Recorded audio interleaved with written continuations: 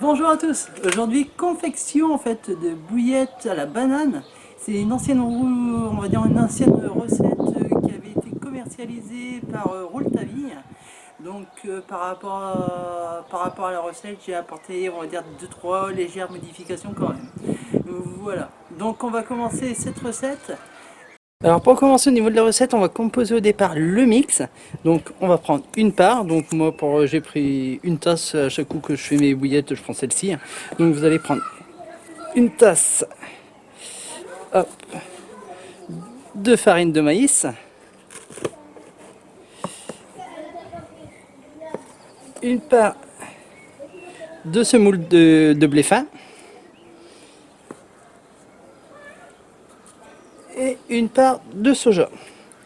Donc comme ça, là vous avez déjà votre base au niveau du mix. On va bien mélanger. Hop.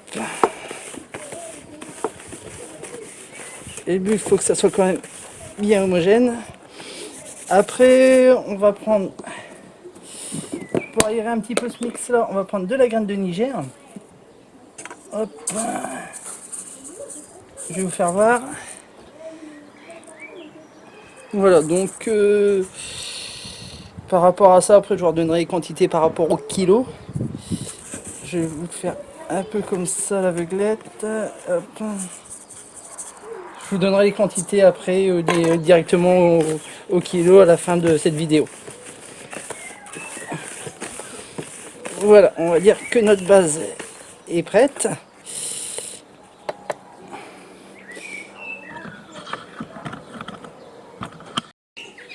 Alors sur ça, donc là on a environ 700 grammes de mix prêt.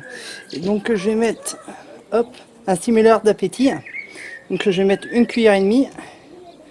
Voilà.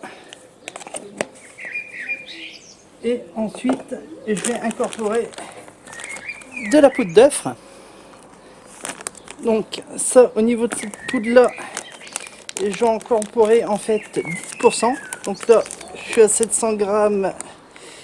Je vais en ajouter 70, voilà. Et maintenant bien casser en fait tout ce qui est grain, en fait la poudre d'œuf colle assez fortement et très compacte, et donc il faut bien casser pour éviter on va dire que ça soit on va dire en bloc dans le mix.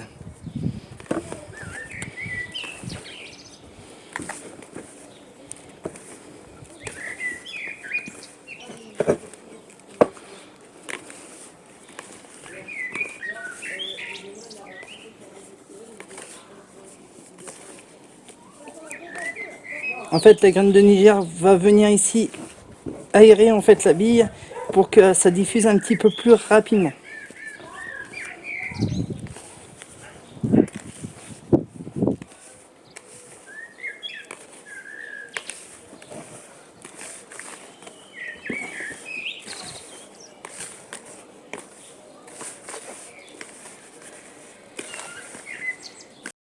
Voilà, mon mix en fait est mélangé, on va dire correctement. J'ai plus de, on va dire, j'ai plus de grumeaux, rien du tout. C'est très fin.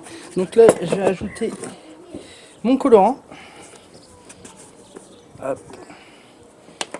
Donc colorant qui est assez jaune fluo. Donc là, je vais en mettre sur 600. Je vais vous mettre en fait, hop, à peu près ça. On va être sur 3 grammes de colorant pour avoir une bille bien jaune couleur banane.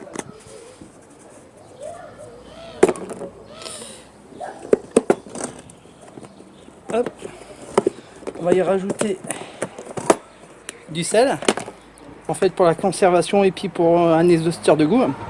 Donc je vais rajouter 1, 2, 3. Donc j'ai rajouté 3 bonnes cuillères à café.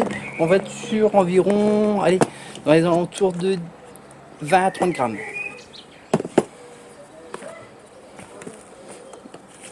On va mélanger un peu tout ça pour éviter que le colorant partent un petit peu enfumés avec un peu l'air. Voilà, donc le mix est en train de changer déjà, on va dire, de couleur.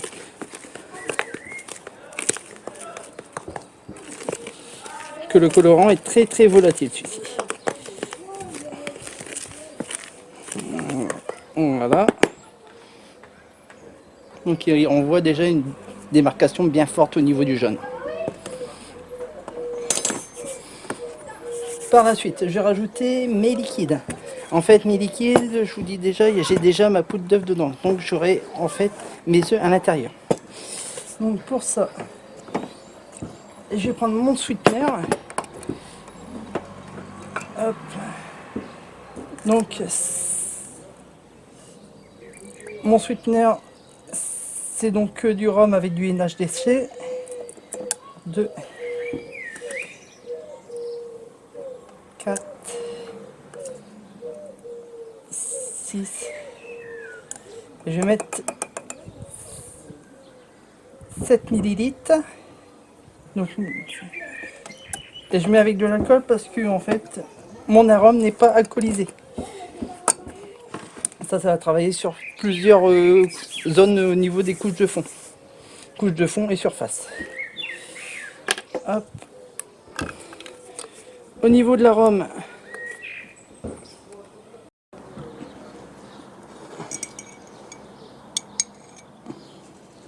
hop.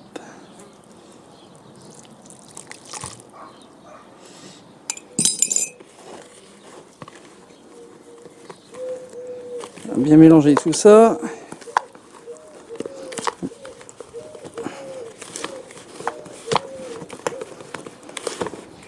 Afin d'obtenir ensuite, on va dire, une pâte bien homogène.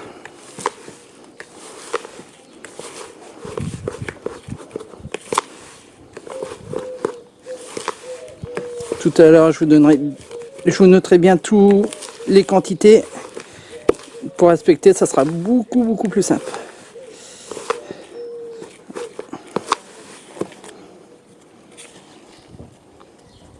Voilà, déjà, elle commence déjà à être pas si mal que ça. On va terminer un petit peu comme ça déjà à la main. Il manque un petit peu d'eau.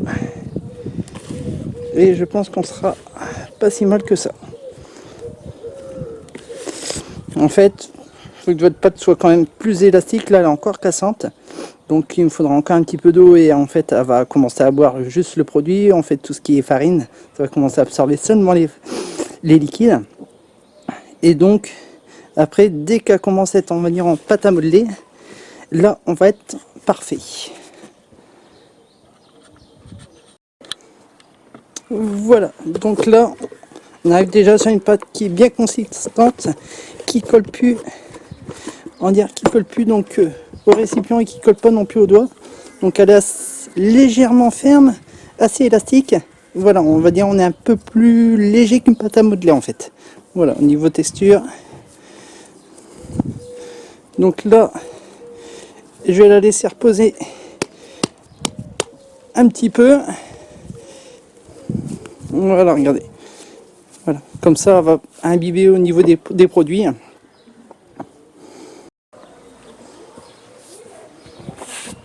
Donc voilà, donc là, on a laissé reposer.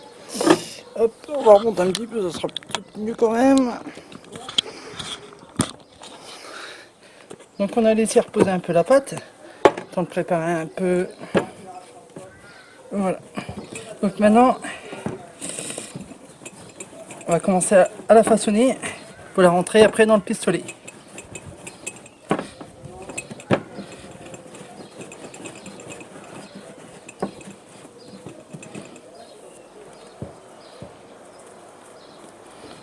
Hop, ça après, on la met dans le pistolet et on va tirer les boudins.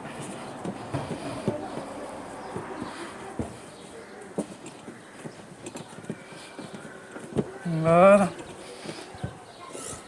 Hop, donc, hop, directement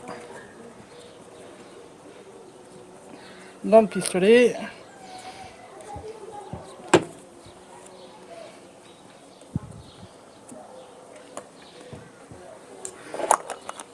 Hop, on met la petite buse.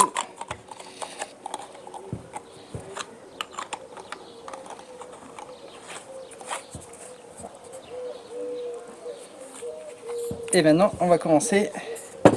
Alors, le but c'est de dégazer pour que la pâte se tasse bien. Et après, vous n'avez plus qu'à tirer vos boudins. Hop, vous pouvez un tirer.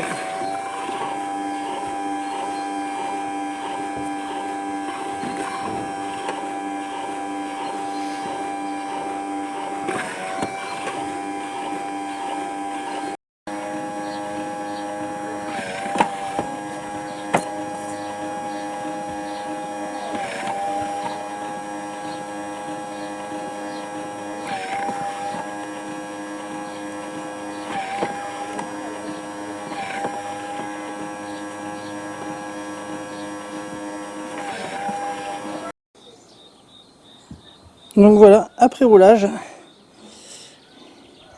on va passer donc à la cuisson. Mais avant, donc en fait, moi je garde toujours, on va dire dans la fin de la buse, il reste toujours un peu de pâte.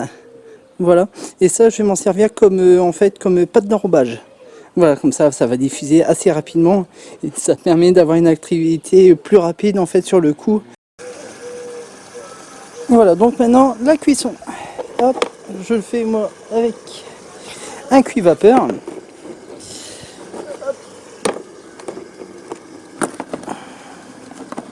Voilà.